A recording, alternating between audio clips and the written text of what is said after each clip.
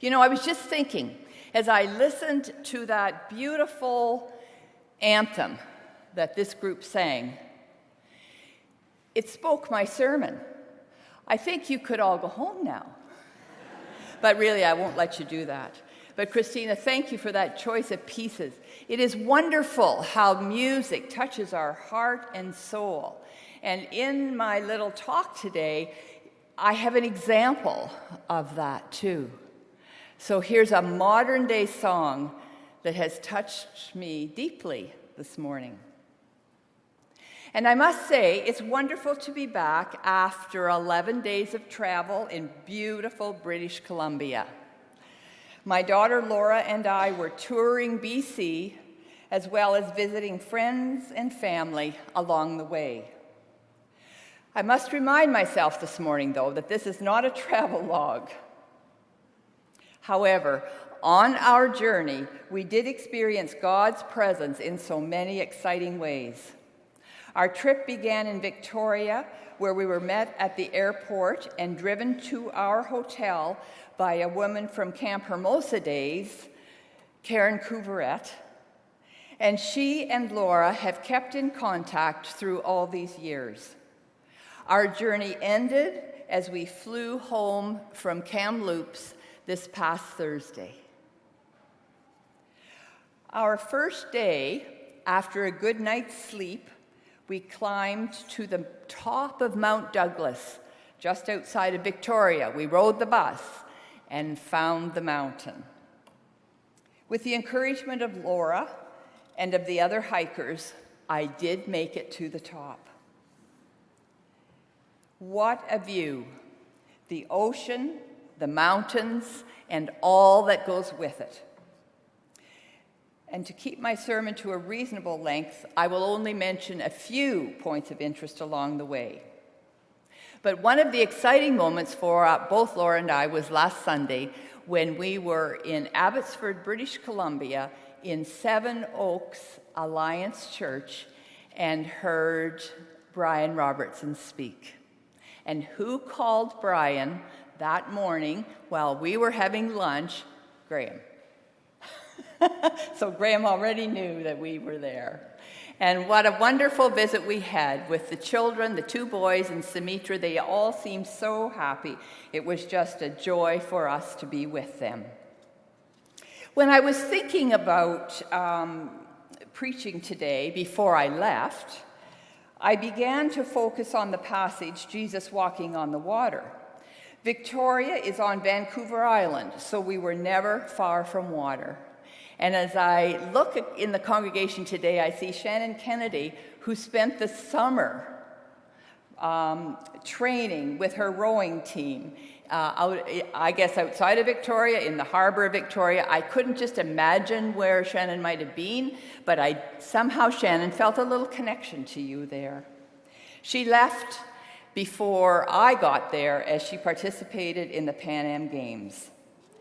So Shannon, thank you for the little thoughts that came to my mind as I was traveling and recognizing that you had gone there before me.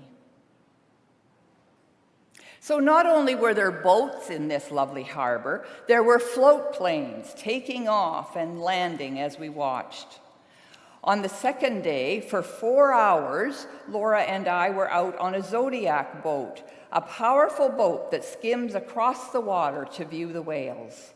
Although I was a bit apprehensive getting into the boat with our full body suits pulled on, there was a spirit of expectancy. There were about 11 of us looking forward to the adventure. The ocean was calm as we headed to the Strait of Juan de Fuca, and after some time in the boat, there in the distance, the excitement mounted when we witnessed whales blowing water spouts. Our captain slowed down the boat, and gradually we saw several humpback whales swimming and diving in the ocean. Sometimes their tails came high in the air, and when you see that, it's called the fluke. It was spectacular. I think they put on an extra special show for us that day because it seemed to last as we moved from spot to spot.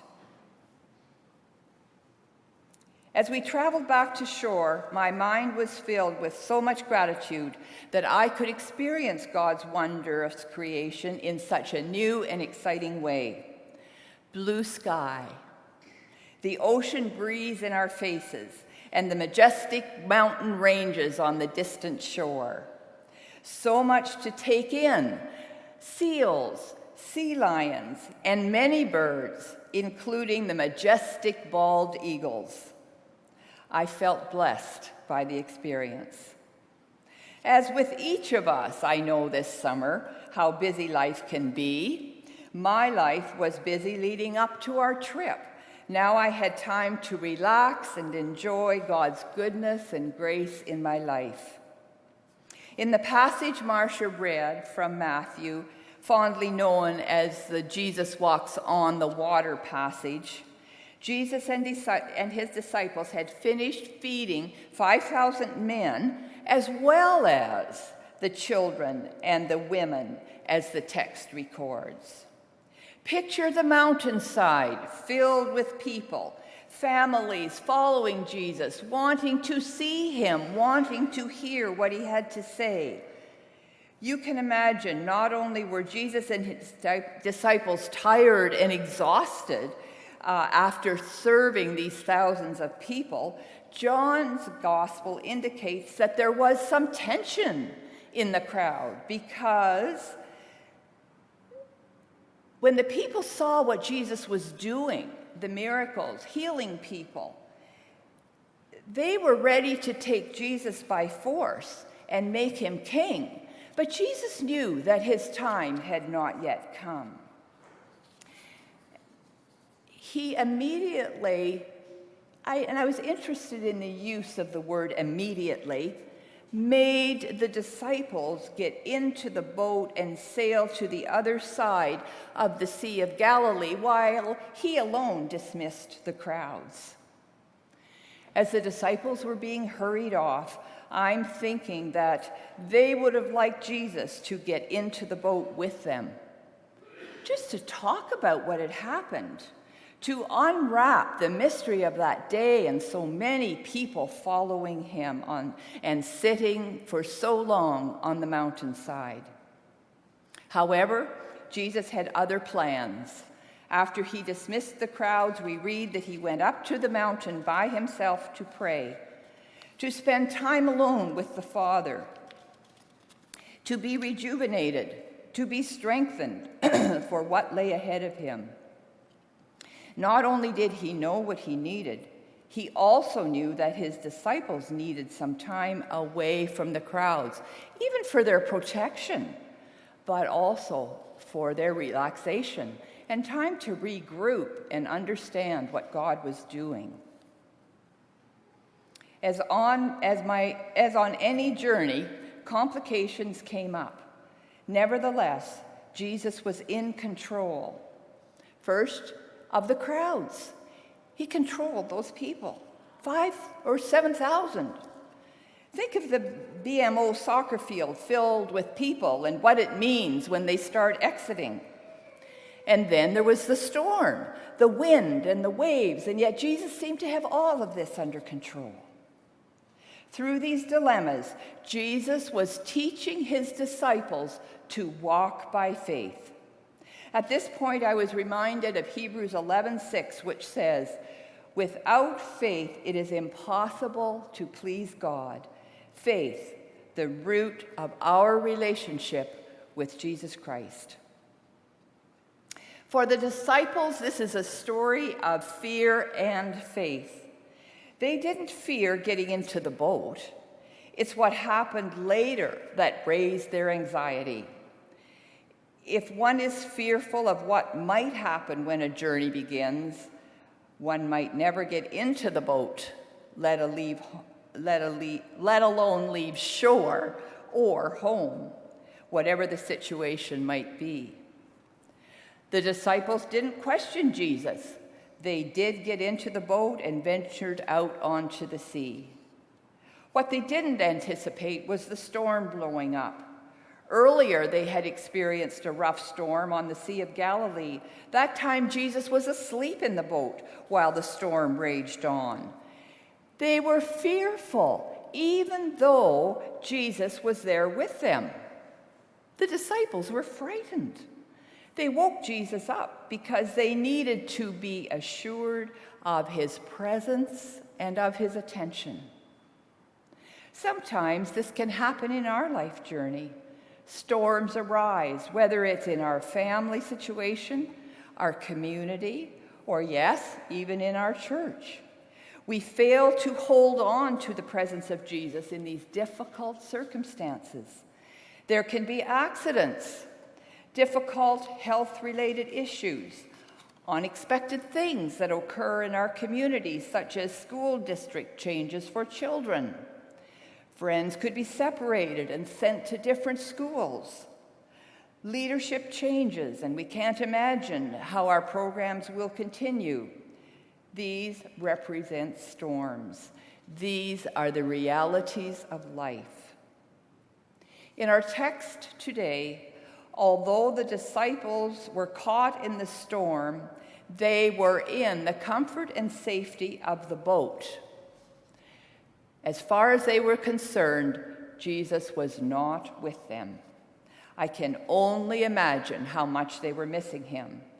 Jesus knew they were there because Mark records Jesus saw the disciples straining at the oars because the wind was against them. And Mark goes on to say he intended to pass by. Jesus wasn't even going to stop. So Jesus knew the difficulty they were having, and really, I'm sure he knew how they were feeling. Then, out of nowhere, the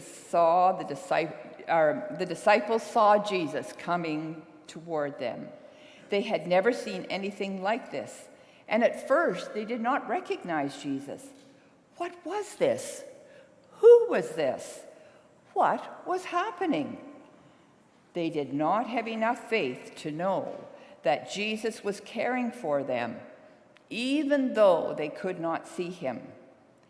You can imagine them fearfully crying out, "This is a ghost." But immediately Jesus spoke to them and said, "Take heart. It is I. Do not be afraid." The psalmist writes, "As a father has compassion for his children, so the Lord has compassion on those who fear him." At this moment, I feel Jesus had compassion for the disciples. They were his chosen followers. He loved them, and he did turn toward the boat. It was Jesus walking toward them. Peter saw Jesus and recognized him. Peter boldly said, "Lord, if it's you, command me to come on the water toward you." And Jesus said, "Come." So Peter got out of the boat, started walking on the water, going toward Jesus. As we read, the wind began to blow. Peter became frightened. He heard the wind and he saw the waves. He took his eyes off of Jesus and he began to cry, and he began to sink. He cried out, "Lord, save me." Of course, Jesus immediately reached out and caught Peter, saying to him, "You of so little faith, why do you doubt?" When Jesus and Peter got into the boat, the wind ceased, and the disciples said, "Truly, this is the Son of God."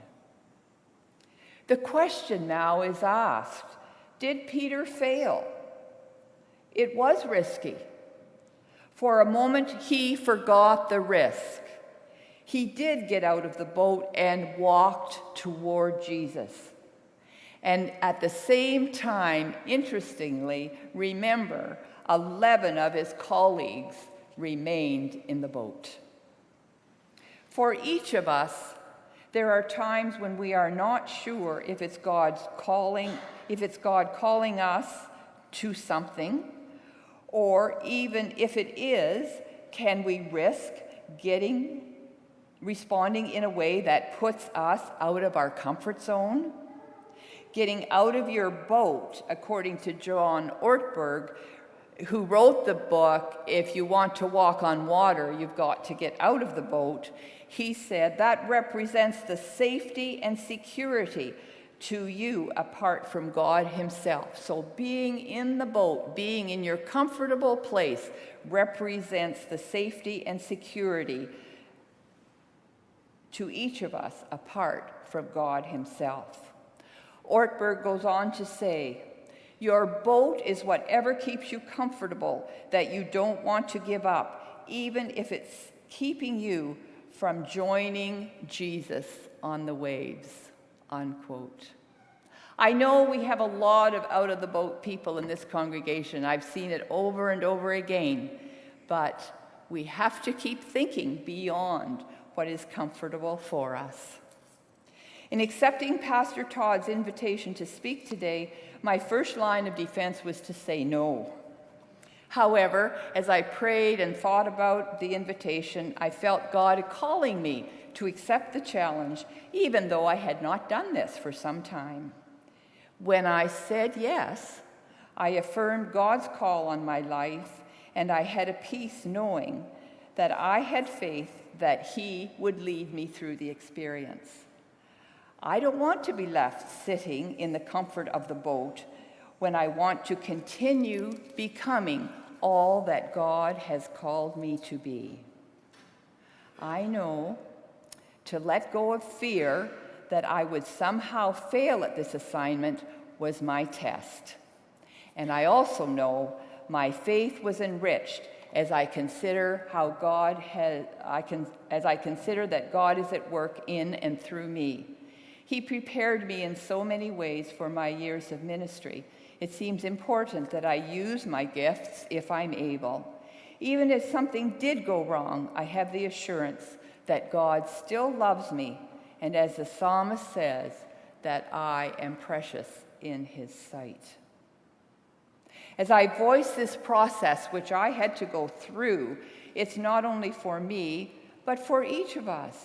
The bigger failure is sitting in the boat and doing nothing, even though Peter started to sink. 11 others waited for the storm to pass in the safety of the boat. No one could criticize them. They were safe. However, only Peter knew the glory of walking on the water. When he fell, Jesus was there with his arms outstretched, helping him back into the boat. What is your boat? Your fear will tell you. Just as you ask yourself this, what is it that produces fear in me, especially when I think of leaving it behind and stepping out in faith? We are all given gifts, talents, longings, and desires. Ortberg believes, as I do, that clearly we need to develop our gifts and to use them joyfully and humbly to serve God and his creation. To love God and serve him is why we were created. A verse that I was given when I graduated from McMaster Divinity College is, I can do all things through Christ who strengthens me, from Philippians. It can be stated another way, meaning I can face whatever life throws at me, that I never need to give up, that my efforts have influence because Christ is at work in me. While I was writing this, another song came to my mind that I learned in the 70s, and the title is A Disciple Named Peter. It goes on, a few lines. A disciple named Peter once walked on the water from a ship on a dark, stormy night. And then I'm going to fast forward to verse 3 where it says, to walk on the water, to walk and not falter, there is one certain thing you must do. Keep your eyes on the Master and not on the water. Don't look at the storm, or you're sure to fall through. Walk in faith, and you will not go down. But if you should falter, he won't let you drown. How true it has been throughout my life. I could hardly believe it when that song came to my mind as I was working on this, and the words began to come back into my mind. And then I turned on my bookshelf to look, what book would this be in?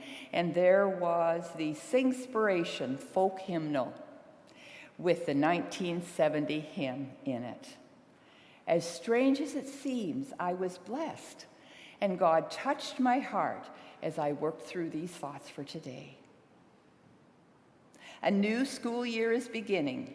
Maybe it is the teacher in me, but I always think of September as a fresh start. What is God saying to you as we begin to plan for the fall? Is there something on your mind that might move you out of your comfort zone? Like Peter, get out of the boat to take a risk for God. Lots of opportunities already lie before us. Surprise yourself and prayerfully consider what God might like to do in and through you. I leave you with these words from John Ortberg. Hope got Peter out of the boat. Trust held him up. Fear sank him. Everything hinged on whether he was focused on the Savior or on the storm. This fall, let's have faith in Jesus to lead us, guide us, and protect us. Let us get out of the boat. Amen.